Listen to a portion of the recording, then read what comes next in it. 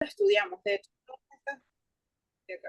todas estas cosas las hemos visto incluso desde, ay, ay, ajá, desde biología en bachillerato y bueno, por supuesto, también en la universidad en bioquímica. Entonces, además, conocer cómo funciona el ciclo celular, que es lo más básico para que la vida se mantenga y se perpetúe, pues también tenemos que saber que es muy clave en la génesis del cáncer, que pues como patólogos es lo que día a día estamos diagnosticando y a lo que nos estamos enfrentando y por supuesto la idea es que lo entendamos lo mejor posible y en esta comprensión pues va a ser más fácil para nosotros nuestro ejercicio. Entonces, hoy vamos a repasar un poco lo que es el ciclo celular, cuáles son los reguladores del ciclo celular y simplemente una pasadita por la genética del cáncer. Es importante que recordemos que el cáncer es un conjunto de enfermedades. Los patólogos creo que tenemos muy claro esto, pero cuando nos enfrentamos a conversaciones con otras personas, médicas o no médicas, pues la gente tiene como la idea de que el cáncer es una sola enfermedad y sabemos que es mucho más complejo que eso.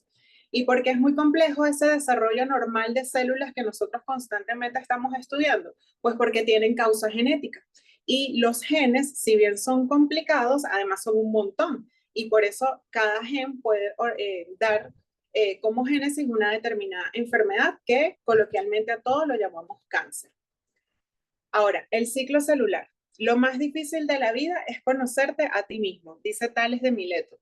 Y yo creo que esto es una frase que engloba perfectamente esta parte de la exposición, porque a veces lo que más nos cuesta es esto que es tan básico y hoy vamos a tratar de deshilacharlo para comprenderlo de la mejor manera. Bueno, sabemos que el ciclo celular tiene clásicamente dos fases, la mitosis, que es aquel proceso mediante el cual una célula se divide y genera dos células hijas que tienen igual carga genética que la madre. Pero para que esto ocurra, y fijémonos que es un pedacito bien chiquitito, una fase muy corta, tiene que ocurrir toda esta segunda fase, que se llama interfase, que es mucho más larga y que a su vez está subdividida en tres etapas.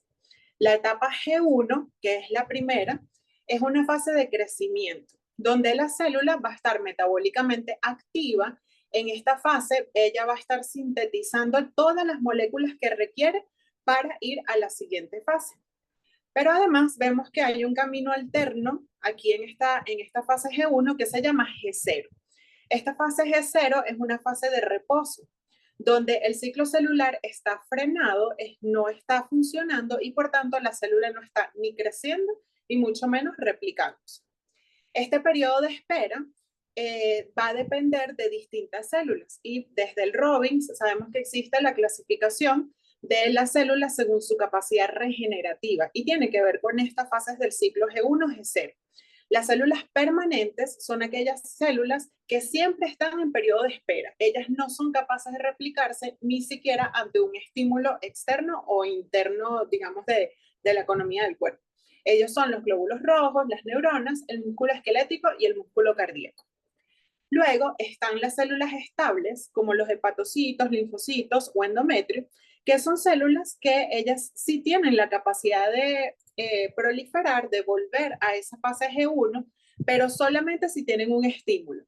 Por ejemplo, el endometrio, si es estimulado por estrógeno, entonces él va a salir de la fase G0 y entra a la G1 para hacer el ciclo celular. Y luego están las células lábiles, que sería esto. Ahí, ella es capaz de volver a su ciclo celular. Ok, y luego están las células lábiles como el epitelio, los epitelios escamosos, gastrointestinales, la médula ósea, que son células que constantemente se están replicando. Entonces podemos decir que ellas no conocen la fase de espera ni de reposo. Las G0 nunca pasan por ahí, sino que están constantemente haciendo su ciclo celular. Muy bien. Una vez que ya creció, sintetizó todas las moléculas que necesita, ahora va a pasar a la siguiente fase denominada S, donde se empieza a replicar el material genético. Y recordemos que el término replicación se utiliza para definir aquel proceso mediante el cual se crea ADN a partir de ADN. Se están replicando todas esas cadenas de ADN para generar unos nuevos cromosomas para la nueva célula. Y por supuesto, ya desde acá tenemos mecanismos que permiten reparar. Y me encantó la frase del inicio porque se adapta perfectamente a esto. Es que ni siquiera nuestras células son perfectas. Entonces nosotros como individuo tampoco podemos ser perfectos. Durante este ciclo celular ocurren demasiados errores, pero por suerte nuestra sabiduría genética y proteínica tiene la capacidad de irse reparando en la medida en que se van generando esos errores. Muy bien, ya tenemos toda la carga genética necesaria para crear dos células hijas. Ahora vamos a pasar a la fase de crecimiento, que es la denominada G2. Aquí lo que va a ocurrir es que además del ADN que se creó para el nuevo juego de cromosomas, también se creó ADN, o bueno, dentro de esa misma codificación, se están utilizando secuencias de ADN para convertirse en el ARN mensajero, es decir, transcripción, que ya sabemos que van a viajar hasta el citoplasma de la célula y a través de las organelas se van a traducir para generar las proteínas que también van a funcionar como enzimas para poder generar todo este proceso de mitosis que sabemos que es un proceso bastante complejo y que requiere muchísima energía. Y en esta fase todo se empieza a organizar, todo el mundo se empieza a colocar en su lugar y se prepara la célula para la división. Y aquí nuevamente ocurren un montón de errores que también existen mecanismos para repararlos. Entonces, esto es lo más básico, es el ciclo celular. Recordemos que cada uno tiene entonces sus procesos de reparación y su función dentro del ciclo celular, que va a ser generar dos células hijas genéticamente iguales. Ahora vamos a pasar a la segunda parte, que tiene que ver con los mecanismos de reparación. Primero, existen daños, o sea, la reparación va a depender del tipo de daño que sufra el ADN, obviamente. Entonces, para cada tipo de daño existe un mecanismo muy especializado que tiene un montón de proteínas y enzimas que influyen en él para reparar. Cuando el ADN se daña su doble cadena, existen dos mecanismos. Esto es cuando la doble hélice se rompe. Entonces, una de las maneras de reparar es a través de un proceso que se llama unión de extremos no homólogos. Es decir, que las enzimas es no homólogo porque no utiliza una cadena de ADN de template, de base o de molde. No hay una cadena complementaria que sirva de guía para reparar este espacio que se perdió, sino que ellas solitas, las enzimas que contribuyen a esto, comienzan a llenar de nucleótidos esos espacios que fueron lesionados hasta volver a pegar esa ruptura que hubo en la doble cadena de ADN. Esto ocurre y es muy frecuente en la radiación ionizante. Es el principal agente que genera este daño. Pero también ocurre, por ejemplo, en la ataxia telangiectasia, que es una enfermedad donde hay alteración en el gen que codifica la proteína ATM del cromosoma 11. Y aunque parezca un trabalengua, la ATM es una de esas proteínas que ayudan a reparar este daño. Entonces, como está mutada, no puede ayudar a reparar el daño y, como es lógico, se va a comenzar a acumular cadenas de ADN dañadas. Y recuerden que estamos en el ciclo celular, entonces todas las células que hagan mitosis con este daño, las células hijas, también van a tener este daño. Y así se van generando estos síndromes que son bastante complejos. Y hay otro que ocurre algo parecido, que se llama síndrome de inmunodeficiencia combinada, donde lo que principalmente se altera son el sistema inmunológico en general, tanto adquirida como complemento. Entonces, por eso tiene una inmunodeficiencia combinada.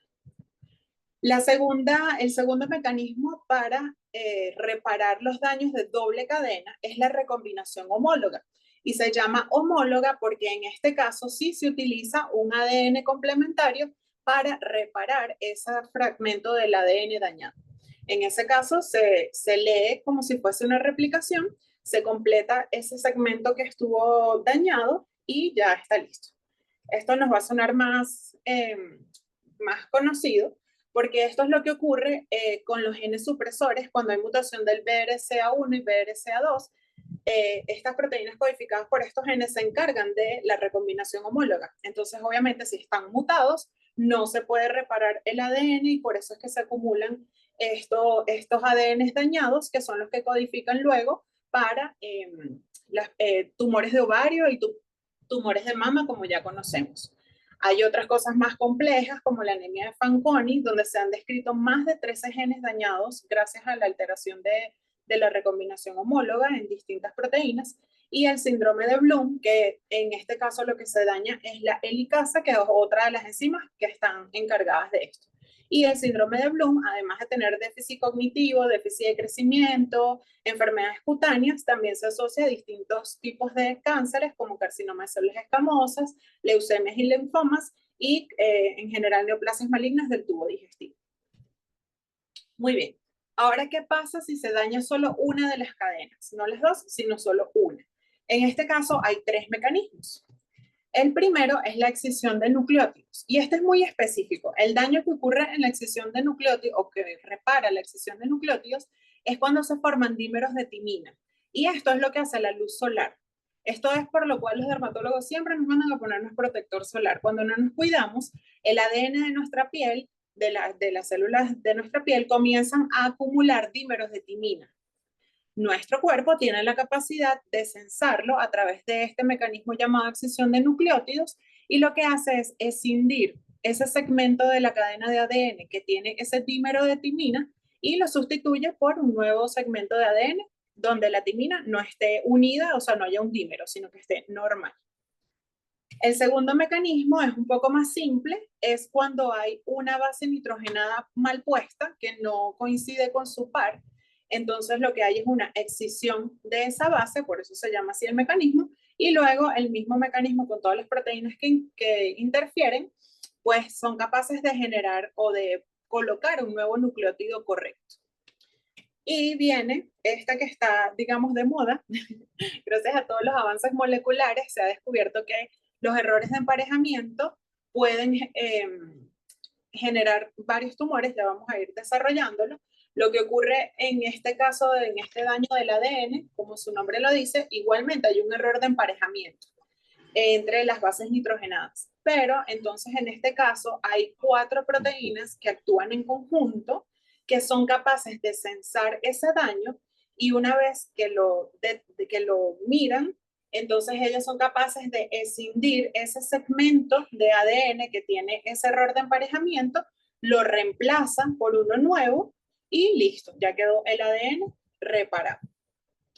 Nos vamos a adentrar un poquito más en estas proteínas reparadoras de errores de emparejamiento, porque como les digo, hoy en día es importante que las manejemos y que sepamos interpretarlas y usarlas, ya que nos ayudan mucho a predecir el comportamiento biológico de los tumores y la terapéutica, y hoy en día además los tumores que tienen alteraciones de estas proteínas se ha demostrado que tienen sensibilidad para inmunoterapia, la cual es una herramienta terapéutica muy novedosa y que está teniendo bastantes buenos resultados en tumores como melanomas, bueno, muchísimos, cáncer de pulmón, todas estas cosas que en ginecológico también, endometrio, ovario, en gastrointestinal. Entonces es importante que vayamos empapándonos con todas estas cosas moleculares. Y fíjense que es un complejo de 4 proteínas, que son MLH1, PMS2, MSH2 y MSH6. Estas 4 proteínas actúan tal cual como están acá colocadas, en pareja o en dímero, y ellas vienen recorriendo todo el ADN que ha sido recién sintetizado en esa fase S, y ellas actúan tanto en la fase S como en la fase G1, y ellas van leyendo todos esos nucleótidos a ver si coinciden, hasta que encuentran algo que no coincide. Cuando algo no coincide, entonces ellas, allá va, antes de cuando algo no coincide, cuando ella funciona perfecta y está leyendo, entonces ella dice, ah, mira, aquí hay algo que no está bien, lo voy a reparar. Entonces, estas proteínas, como son proteínas, tienen capacidad antigénica, es decir, ellas son capaces de despertar el sistema inmune. Y gracias a eso nosotros podemos utilizar inmunohistoquímica para ver si ellas están expresándose o no. Y eso se traduce en saber si ellas están funcionando bien o no. Entonces, a través del inmuno podemos hacer un tamizaje de estas proteínas. No es 100% específico, pero nos ayuda a hacer el tamizaje inicial. Entonces, si una proteína está normal y hacemos las 4, ¿no? Cuando hacemos la inmunohistoquímica, corremos las 4 proteínas en 4 láminas distintas. Si la proteína está normal, ella va a conservar su función y la expresión va a estar conservada tal cual como vemos en esta microfotografía, donde los núcleos se tiñen de manera intensa. Y fíjense que está tiñendo en el tumor, que esto es un adenocarcinoma endometrioide de endometrio, y, perdón, carcinoma, la nueva clasificación. Y fíjense que el control interno son las células estromales y los linfocitos. Por eso el control externo puede ser fácilmente un apéndice, porque ahí va a marcar en la parte basal de las criptas del epitelio y también va a marcar en los folículos linfóides. Ahora sí, ¿qué pasa si alguna de esas proteínas no sirve? En esta foto o en este esquema podemos ver que la MLH1 está inactiva, se dañó. Eso quiere decir que esta proteína ya no es capaz de unirse al PMS2 y como no es capaz de unirse al PMS2, ya el complejo entero no sirve. Así que con que solo una de ellas 4 esté alterada, ya este complejo reparador no va a funcionar. Y él va a pasar por todo el ADN y se va a saltar esos errores de emparejamiento del ADN y por tanto, imagínense, en el ciclo celular, volviendo acá, pasó por la síntesis y se sintetizó mal. Llegó al crecimiento y nadie se dio cuenta que que ese ADN estaba mal sintetizado y hay mitosis y todas las células hijas que se generen también van a tener ese error de emparejamiento. Y ese error de emparejamiento, como es un ADN, se va a transcribir a un ARN malo y también se va a traducir a proteínas malas. Y todo este mecanismo incluye el proceso en el ADN de inestabilidad de microsatélites elevado. Y todo esto es lo que hace que estos tumores sean muy antigénicos y por eso es que el sistema inmune y la inmunoterapia es buena en el caso de tumores que están asociados a alteración o deficiencia de las proteínas de reparadores de errores de emparejamiento del ADN, que es más fácil en inglés, el mismatch. Entonces, bueno, inmunistoquímicamente, el tamizaje sería a través de una interpretación donde se pierde la expresión, tal cual como vemos en esta microfotografía. Hay pérdida de la expresión, entonces eso quiere decir que la proteína se encuentra anormal, por tanto pierde su función. Como la proteína está anormal, no es antigénicamente activa, y ya el anticuerpo primario, que era específico de la proteína buena, no se pega, o sea, no hace la inmunoreacción porque ya no es la misma proteína, ¿de acuerdo? Entonces, estos son los casos que van a ir a estudio molecular. No es que por tener la inmuno alterada, ya yo voy a decir eso es eso, sino que ese es el candidato, paciente candidato, que va a ir al estudio molecular. De esta manera abaratamos muchísimo los costos para los pacientes. Ok, ¿y por qué se va a alterar estas proteínas? Hay dos formas. Primero, por mutación somática. Recordemos que las mutaciones somáticas son aquellas que ocurren solamente en el tejido afectado. Y en este caso, el mecanismo más frecuente es que haya hipermetilación del gen que codifica al MLH1. Esto es más frecuente de lo que creemos. Cuando hay mucha metilación, lo que significa es que en esa secuencia de ADN se pegan los grupos metilo y eso lo que hace es que ese gen no se pueda replicar. Entonces está mutado, está como calladito.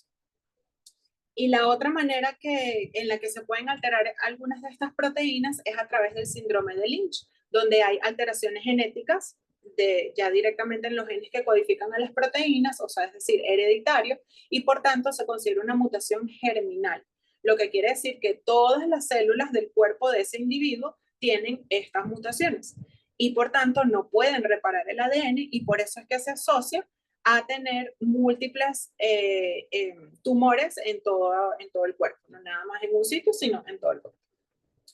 Muy bien, ahora pasemos al siguiente punto. Ya vimos cómo es el ciclo celular, cómo se repara, y ahora vamos a conocer cuáles son los puntos de control, porque no es que las células están indiscriminadamente replicándose todo el día 24/7, sino que hay puntos de control que van a favorecer o inhibir esa replicación celular según las necesidades de nuestro organismo y, por supuesto, según nuestros hábitos. Y ni hablemos de epigenética, porque aquí solo estamos hablando de genética, pero recordemos que eso también tiene un valor bastante fuerte y bastante importante.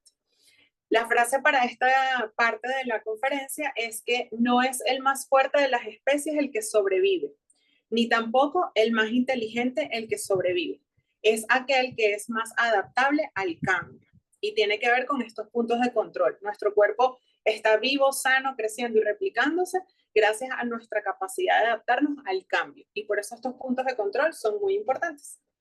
Y esto es como cuando vamos a viajar y pasamos por los puntos de control en el aeropuerto. Entre cada una de las fases va a haber múltiples puntos de control que lo que van es a chequear a ver cómo va todo el proceso. Si todo está bien, siguen adelante. Pero si hay algo malo, bueno, vamos a frenar acá. Y es perfecto, es demasiado perfecto el mecanismo porque eso hace que las células hijas o evita que las células hijas pues nazcan, bueno, se formen, se repliquen con alteraciones genéticas.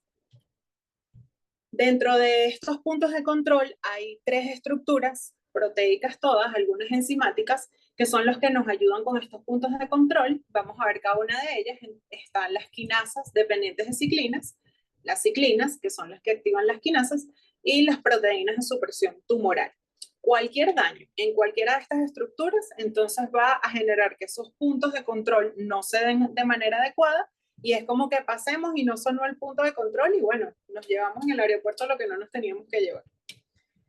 Empecemos con la quinasa. Quinasa es una proteína fosforiladora, es decir, que ella toma del ATP un fosfato, convirtiéndolo en ADP y ese fosfato se lo pega, por decirlo de manera coloquial, fosforila las proteínas. Esta fosforilación proteica va a activar o inactivar. Eso va a ser dependiendo de la cascada metabólica que estemos estudiando. Luego están las quinasas dependientes de ciclinas. O sea, son estas mismas quinasas, pero no actúan solas, sino que dependen de un compañero que la active. ¿Cuál es el compañero? La ciclina. Y quizás le suena más conocida porque a veces utilizamos en inmunistoquímica ciclinas, como la ciclina D1, por ejemplo. Entonces, ahora ella necesita su ciclina para activarse y una vez que está activa, entonces es que va a permitir la fosforilación y el cambio de esa proteína que puede ser activación o inactivación. Estas ciclinas entonces son proteínas reguladoras específicas de cada clase, de cada fase. Existen muchos tipos de ciclinas. Ellas por lo general son estimuladas por factores de crecimiento, forman su complejo con la CDK, como ya explicamos, y esto permite regular el ciclo celular. Estas complejos ciclinas CDK, fíjense, hay muchas. Estas son como las más conocidas, pero en realidad cuando uno se adentra en este tema es mucho más complejo de lo que estamos conversando esta noche. Hay muchísimas y ellas van a ir actuando en distintos lugares, fosforilando y desfosforilando proteínas y enzimas para activarlas o inactivarlas y permitir que el ciclo celular avance o se frene. Y obviamente cada uno de esos puntos son susceptibles a regulación. Y aquí empiezan a aparecer otras proteínas que seguramente también nos suenan conocidas, que ellas van a inhibir a estos complejos fosforiladores como el P21, el P27, el famoso P16 también, que está por aquí. Y en tercer lugar están los supresores de tumores. Los supresores de tumores son proteínas que se encargan de, como su nombre lo dice, suprimir la proliferación de tumores. Entonces, está el gen del retinoblastoma, el gen del retinoblastoma que codifica a la proteína de retinoblastoma y está el gen TP53 que codifica a la proteína P53. Cualquier daño en un gen supresor de tumor, obviamente si la proteína se daña, deja de proteger contra tumores y eso es una célula que va a ser tumoral y al replicarse, pues ahí es donde viene el crecimiento descontrolado porque se está saltando todos los puntos de control de la célula. Vamos a ver más de cerquita cada una de estas proteínas. ¿Cómo funcionan? Porque a veces lo leemos en los artículos y es como demasiado complejo. Entonces traje hoy unos esquemas como para tratar de simplificar. Normalmente la proteína del retinoblastoma, cuando está activa, verde, así como está aquí, su función es unirse a este factor de transcripción y por tanto el ciclo celular no puede, o sea, está frenado. ¿Por qué? Porque este factor de transcripción, como su nombre lo dice, en condiciones cuando estás libre, se une al promotor, que es esa secuencia en el ADN, que es como darle play a algo, ¿no? Es como para que empiece la transcripción. Pero mientras él está ahí agarradito con la proteína de retinoblastoma, él está inactivo, está ahí como secuestrado. Pero ¿qué pasa si vienen factores de crecimiento? ¿verdad? Que empiezan a estimular a la célula para que ella vaya a replicarse. A través de todo este complejo fosforilador que ya conversamos, se va a fosforilar, fíjense, aquí el CDK-ciclina, fosforiló el retinoblastoma, la proteína, y ahora este factor de transcripción, que estaba antes rojo inactivo, se pone verde, se activa. Y ahora él se suelta de la proteína y se va a esa secuencia promotora en el ADN para permitir la transcripción. Y eso hace entonces que el ciclo celular vaya andando. ¿Y cómo actúa el P53? Que además es llamado el guardián del genoma porque es una proteína que tiene mucha función de supresión tumoral. Este mismo circuito o este mismo sistema que acabamos de explicar con el gen del retinoblastoma, pongámonos que está esa célula activa, replicándose, funcionando, todo perfecto, y entonces de repente en esa replicación ocurre un daño del ADN, cualquiera que sea de todos los que mencionamos hace rato.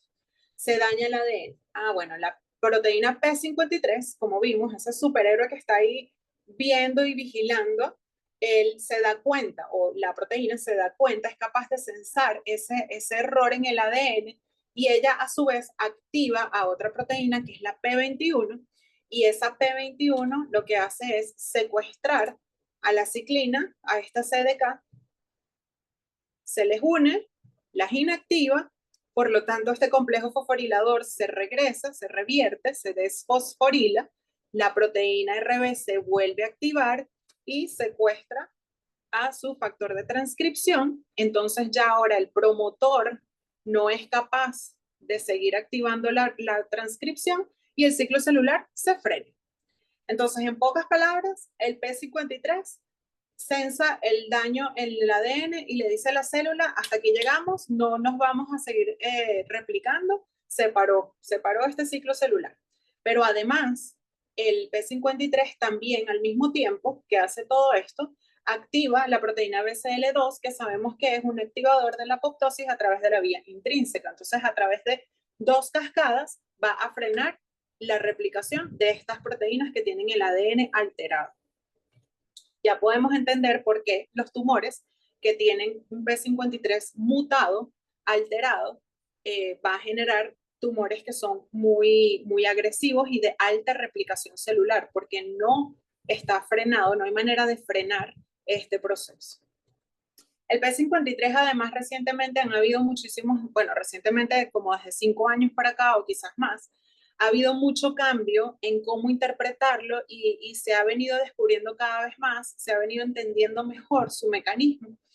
Yo en lo que estuve revisando para lo que estaba repasando para hoy, pues también pude mirar que la interpretación del P53 es mucho más compleja de la que creemos. No es simplemente positivo o negativo, sino que cada vez que estamos interpretando un P53 para un tumor en especial, para alguna neoplasia o algún subtipo histológico en específico, mi recomendación es que vayamos a la literatura a estudiar cómo se interpreta para cada caso el P53, porque no es igual en todos los tejidos ni en todos los tumores. Yo les puedo traer, por ejemplo, brevemente, ejemplos de lo que más conozco, que es en ginecopatología, el patrón de inmunomarcaje de los carcinomas de endometrio y ovario, como escribe aquí arriba en el título. Hay dos maneras, o no está mutado, y fíjense que aquí está positivo, porque uno lo ve positivo, pero este patrón, si uno se fija con detalle, hay núcleos más oscuros, núcleos intermedia la tinción, la inmunoreacción, perdón, y núcleos mucho más débiles, incluso hay núcleos negativos. Esa variabilidad en la intensidad del inmunomarcaje es lo que se define como un patrón de tipo salvaje o un patrón no mutado. Y quiere decir, como el nombre lo dice, que el gen que codifica el P53 está normal, no está mutado. Y el patrón de inmunomarcaje mutado es cuando hay sobreexpresión, como vemos en esta fotografía a la izquierda, es cuando miramos que más del 80% de los núcleos tiene una inmunoreacción intensa y bueno, difusa porque es más del 80%, ¿de acuerdo?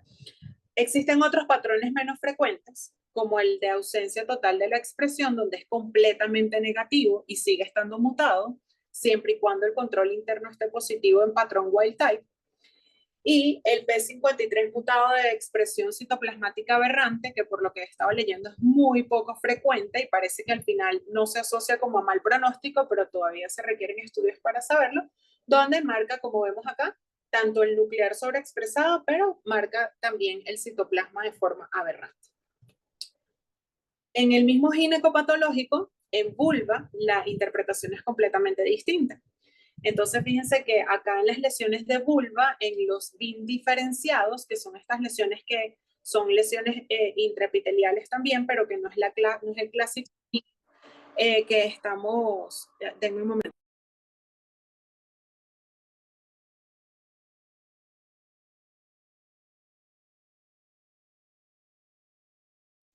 Ajá, disculpen, estaba pidiendo el cargador porque en unos minutos se me apaga el micrófono, pero ya lo vamos a resolver. Ok, estas neoplasias intraepiteliales, clásicamente sabemos que los NIVA están asociados, o bueno, las lesiones intraepiteliales escamosas están asociadas al BPH, pero también existen lesiones intraepiteliales precursoras de cáncer que no están asociadas a BPH. Y como podemos observar acá, lo que nos va a dar el diagnóstico va a ser gracias al P53. Y el P53 mutado, que favorece el diagnóstico de los BIN diferenciados, es un P53 que no solo marca, no reacciona solo basal, sino que empieza a haber positividad de los núcleos en los estratos más medios y superficiales, ¿de acuerdo? Y fíjense en este caso donde es mucho más prominente. Entonces, aquí también la manera de corroborar es con la presencia del P16 que está completamente negativo, es decir, que no está sobreexpresado. Listo, llegó nuestro cargador. Gracias. Ok, volvamos ahora a la proteína P16. ¿Se acuerdan que lo mencioné hace rato y acabamos de mencionarlo también con el BPH? A veces creemos que el P16 tiene nada más que ver con el BPH, pero no. El P16 también tiene, o sea, tiene que ver con el BPH, obviamente, porque la proteína S y E7 del virus sobreestimulan este sistema de los puntos de control a través de la sobreexpresión del P16. Pero el P16 también puede estar sobreexpresado por otras causas que no necesariamente están asociadas al BPH, ¿de acuerdo? Entonces, todo BPH de alto riesgo que genere cáncer va a estar,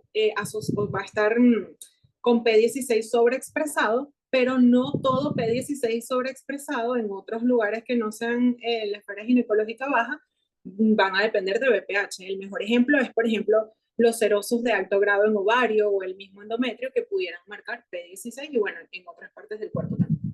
El P16, recuerden que habíamos dicho que es una proteína que inhibe este complejo fosforilador y cuando se sobreexpresa, lo que hace es interferir con esta regulación y básicamente lo que hace es mantener el ciclo celular activo constantemente. Por eso muchas veces hay tumores que coexpresan P53 y P16. Imagínense lo agresivos que son esos tumores. No hay nadie que los frene en la proliferación del ciclo celular. ¿Y cómo vamos a interpretar el P16 sobreexpresado? Aquí tenemos unos ejemplos, pues igual de lesiones intraepiteliales escamosas. Fíjense la microfotografía arriba a la derecha. Es una inmunoreacción de P16 que debe considerarse negativa, porque este marcaje que es en parche y que solo se mantiene hacia las capas basales es un marcaje normal, no sobreexpresado. En cambio, cuando ya el marcaje se hace intenso, difuso, tiene que ser nuclear y citoplasmático y además tiene que ser, como lo vemos acá en la C y en la D, en bloque, ahí sí podemos considerar que está positivo o, mejor dicho, sobreexpresado, ¿de acuerdo? Entonces, bueno, como dije hace rato con el P53, bueno, aquí el E y el F son ejemplos negativos. Como dije antes con el P53, el P16 y todas las proteínas que en el futuro vayamos investigando y descubriendo, pues hay que estudiar muy bien cómo se reportan y qué implicación tienen, ¿de acuerdo? Muy bien. Ahora, para ya casi finalizar, la genética del cáncer, esta parte la puse más que todo porque es como volver, todo esto complicado que hemos estado conversando, realmente tiene toda la explicación de lo que ya sabemos, que es lo más fácil, que es lo que nos venimos estudiando incluso desde pregrado. Y la frase para esta parte de la conferencia es que antes creíamos que nuestro futuro estaba en las estrellas, afuera, lejos, pero ahora sabemos que el futuro está en nuestros genes. Ahí está toda la información que nos va a permitir entender los tumores cada vez mejor y por tanto los tratamientos e incluso pues la prevención de esta enfermedad tan compleja que es el cáncer. Para ello, recordemos un poco qué es un proto-oncogen. Un proto-oncogen es una secuencia de ADN, es decir, un gen, que participa en el crecimiento de las células. O sea, todos los genes que codifican para cada una de las proteínas que influyen en todo lo que hemos estado explicando hasta ahora, se pueden considerar proto-oncogenes. Y cuando ellos mutan, se convierten en oncogenes y por eso es que existe ese estímulo celular que genera este crecimiento tumoral maligno. Entre ellos, bueno, un montón de ejemplos como los que están escritos en la pantalla. Estas mutaciones de los protooncogenes que los convierten en oncogenes suelen ser somáticas, no hereditarias, como ya mencionamos, quiere decir que ocurren solo en el tejido tumoral, en ese tejido dañado. Y ellas suelen manifestarse como un rasgo dominante, es decir, que con solo un alelo alterado ya se va a expresar esa mutación. Mientras que los genes supresores de tumores, que ya hemos hablado un poco de ellos, como el del retinoblastoma, el del TP53, ellos codifican proteínas que inhiben la formación de tumores malignos. Fíjense que ya repasamos cómo lo hacen. Cuando ellos mutan, por supuesto, lo que va a ocurrir es que la célula se va a replicar descontroladamente y eso es lo que genera las neoplasias. Ese es incluso parte fundamental de la definición de una neoplasia. Entre ellos, bueno, ahí están en la diapositiva. Ellas suelen ser somáticas o hereditarias y suelen manifestarse en un rasgo recesivo, es decir, que la mutación tiene que estar presente en ambos alelos para que pueda expresarse y por tanto ser nociva. Y todo esto nos lleva a lo más simple, a esta fotico que todos en algún momento hemos visto de distintas maneras. Y todo esto que hemos explicado hasta este momento es lo que nos explica que las células malignas, pues lo que nos favorece que las células malignas tengan un crecimiento descontrolado, que sean insensibles a los mecanismos inhibitorios normales de nuestro cuerpo, a nuestra homeostasis, tienen totalmente permiso de evadir la apoptosis por la misma razón. Esto todo que hemos explicado explica por qué la replicación de las células tumorales es ilimitada. Además, bueno, ellos tienen la capacidad de generar angiogénesis a través de otros mecanismos que no conversamos hoy, pero que siempre va a estar basado en la genética de ese tumor y en las proteínas alteradas que están expresando. Y también todas estas metaloproteinasas y estas otras enzimas que van rompiendo el tejido para lograr esta capacidad invasiva y en peor momento, pues las metástasis neoplásicas. Entonces, bueno, la frase para terminar es que el mayor enemigo del conocimiento no es la ignorancia, sino la ilusión del conocimiento. Y por eso creo que estos temas que son básicos, realmente siempre tenemos que volver a él, volver a ellos. Y en esta época donde hay tantos avances de lo básico, también tenemos que conocer nuestras limitaciones y lo que no sepamos, buscarlo, leerlo, estudiarlo y si aún no lo entendemos, pues preguntar y aprender siempre en pro de nuestros pacientes. Así que bueno, muchas gracias. Dejo por aquí abierto a ver si tienen preguntas o algún comentario. Alejandra, maravillosa tu explicación. De verdad que de básico no tiene nada, porque es bien profundo y bien complejo. Y bueno, vuelvo siempre a reiterar que tú tienes un don eh, docente maravilloso, porque esto que es tan complejo, pues haces por lo menos ver que fuese sencillo. Lorena tiene por aquí la manito levantada. Cuéntanos, Lorena. Sí, iba a comentar exactamente esto, ¿no? Básico, no. Y fíjate que me llama la atención que el título de su conferencia, primero felicitarte, a ver, extraordinaria tu presentación, pero me llama la atención que el título es Redescubriendo el ciclo celular. Pero yo creo que esto hay que agregarle como que la aplicación e interpretación de la inmunistoquímica y su importancia clínica. Y es no solamente redescubriendo el ciclo celular, sino redescubriéndonos nosotros como patólogos para entender que todo esto que has explicado no solamente tiene que ver con el pronóstico de esos tumores que nosotros diariamente diagnosticamos, sino también las implicaciones que tiene esto en lo que estamos hoy en día, que es la terapia personalizada. Te felicito, manejas el tema de una manera, como siempre, tus conferencias muy, muy buenas. Gracias, Alejandra. Gracias, doctora. Bueno, esa sugerencia bien recibida, pero yo no me atrevo a ponerle el resto del título. Quise traer algunos ejemplos porque a veces estas cosas tan complicadas son como más palpables en lo que vemos en el día a día. Pero si la completo un poquito más, me atrevo a ponerle la colita a la conferencia. Gracias por estar siempre, doctora. Por lo menos allí algo así como que interpretación del inmunista, porque de verdad, o sea, cuando uno lee el título dice, bueno, el ciclo celular, pero fíjate la manera tan fácil y tan linda como llevas esto para aplicarlo en lo que nosotros diariamente hacemos, ¿no? Te felicito. Por aquí hay una pregunta, le dice la doctora Rocío. Doctora, ¿cómo evaluamos el P16 en la citología?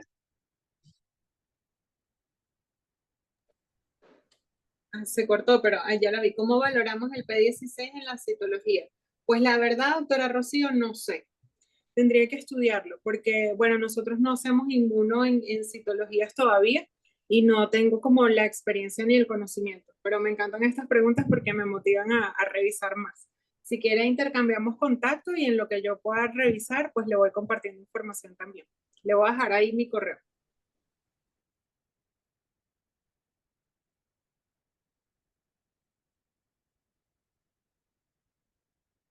Bueno, creo que como que no hay más preguntas. Vamos a esperar un ratito más a ver.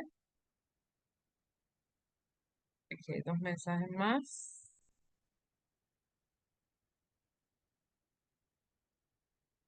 Bueno, Alejandra, me contento que nos hayas compartido este tema, que ya tú me habías dicho que lo habías preparado para otra charla, creo que fue en el hospital, ¿verdad? En el universitario. Y Sí, de verdad que qué bueno que está quedando grabada, porque creo que todos tenemos que volver atrás y revisar algunas cosas de las que vemos todos los días, a veces las interpretamos y no sabemos en qué se basa esto que estamos reportando. Entonces, de verdad que bueno, agradecida como siempre. Y como siempre es maravillosa tu charla, siempre eres la eterna invitada. Muchas gracias, Ale. gracias y gracias a todos por acompañarnos.